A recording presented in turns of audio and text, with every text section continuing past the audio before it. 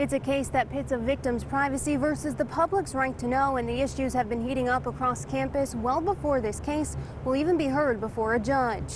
It's still a battle. There's jabs kind of thrown in, not just in the courtroom, but at my university. My president sends out letters trying to discredit us.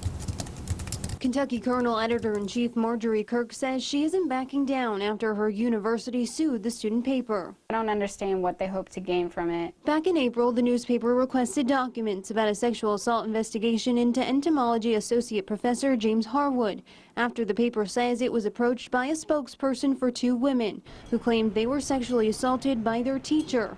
But the university denied the Kernel's open records request. The paper then appealed that decision to the Attorney General to review, but the university refused to hand over the documents, citing privacy concerns, and then sued the Kernel. Federal law is pretty clear that we don't provide information, we don't provide private, confidential student information to anybody. And in previous instances, the Office of the Attorney General agreed with our position. This time they haven't, and that's a reversal. Bashir has now sided with the Kernel, and Professor Harwood resigned at the end of August. The paper has been reporting on its battle with the university for months, and UK says that media attention has now made sexual assault victims less likely and more hesitant about coming forward. It's the kind of what we have been fearful all along about is the chilling effect of people, victim survivors, being afraid about their concerned about their confidentiality and their privacy, and we are seeing that to some degree. From July to October of last year, 59 students reported sexual assault on campus, compared to only 38 in that same time period this year.